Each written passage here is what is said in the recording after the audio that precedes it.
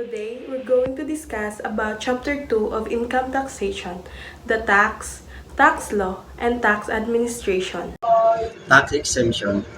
Ang mga batas tungkol sa tax exemption ay ang legal na probensyon na pinaghihintulot sa ilang mga entidad o individual na hindi nagbabayad ng buo o ang bahagi ng kanilang buwis.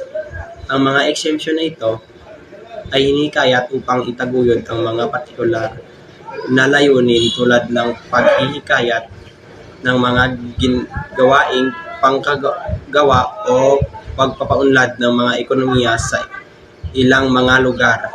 Halimbawa, ang Pilipinas ay may tax exemption para sa mga kumikita ng minimum wage at sa mga individual na may kapansanan.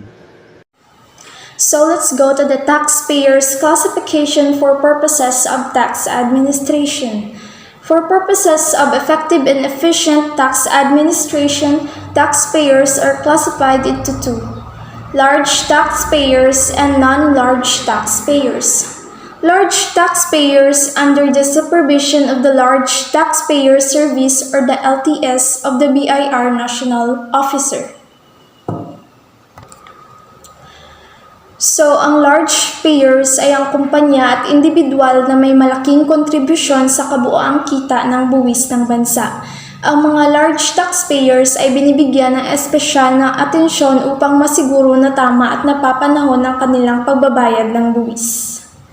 So, next is non-large taxpayers.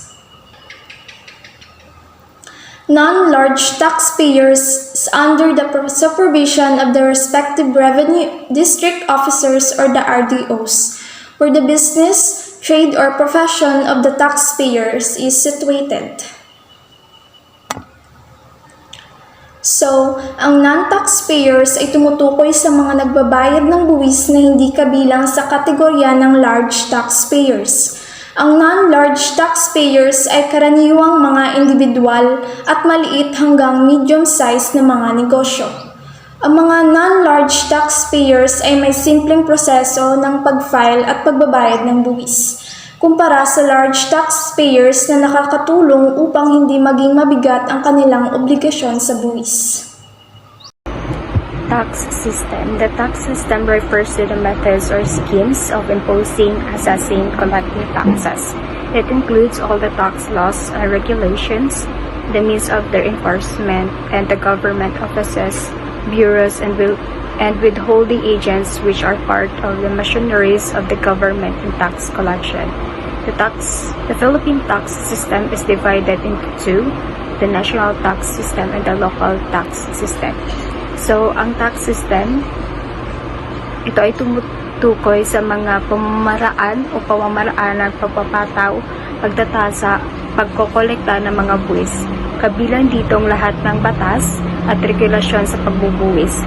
Ang paraan ng pagpatupad ng mga ito at ang mga tanggapan ng mga gobyerno, kawanihan at mga ahente ng pagpipigil ng bahagi ng mga makinarya ng pamahalaan sa pangongolekta ng buwis.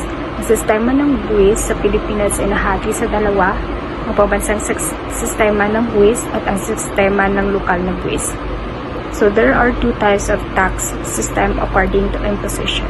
First is the progressive. It's employed in the taxation of corporate income of individuals and transfers of properties by individuals. So, ang progresibo ay nagtatrabaho sa pagbubuwis ng kita na korporasyon ng mga individual at paglilipat ng mga ari-arian ng mga individual. Second is proportional, employed in taxation of corporate income and business. So, ang proportional, nagtatrabaho sa pagbubuwis ng kita ng korporasyon at negosyo. Pangatlo, regressive, not employed in the Philippines. So, ito ay hindi nagtatrabaho sa Pilipinas. Of course, there are two types of tax system according to impact. First is progressive system. Is the one that emphasizes direct taxes. A direct tax cannot be shifted. Hence, it encourages economic efficiency as it leaves no other resort to taxpayers than to be efficient. This type of tax system impacts more upon the rich. So, progresibo ay isa sa nagbibigay diin sa mga direktang buwis. Ang isang direktang buwis ay hindi maaaring ilipat. Kaya naman, hinikayat nito ang kahusayan sa ekonomiya dahil wala itong ibang paraan para sa mga nagbabayad ng buwis, kundi maging mahusay. Ang ganitong uri sistema ng buwis ay higit na nakaapekto sa mayayaman. The last one is the regressive system. It's the ones that emphasizes indirect taxes. Indirect taxes are shifted by business, by consumers. Ang regressive system ay kung saan bumababa ang rate ng buwis habang tumataas ang kita ng pagbabayad ng buwis. Tax. Tax is an enforced proportional contribution levied by the lawmaking body of the states to raise revenue for public purposes.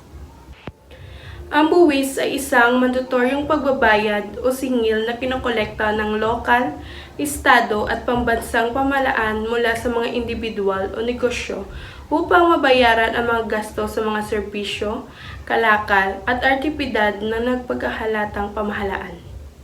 Ito ay isang sapilitang pinansyal na singil at ipinapataw sa mga nagbabayad ng buwis ng isang organisasyon ng pamahalaan upang sama-samang pondohan ang paggasto ng pamahalaan.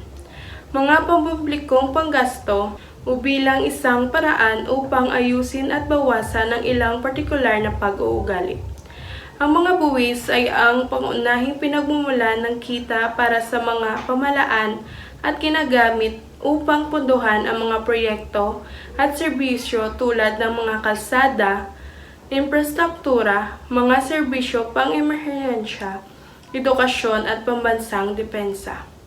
6 elements of a valid tax. Tax must be levied by the taxing power having jurisdiction over the object of taxation. Tax must not violate constitutional and inherent limitation. Tax must be uniform and equitable. Tax must be for public purposes. Tax must be proportional in character, and tax is generally payable in money.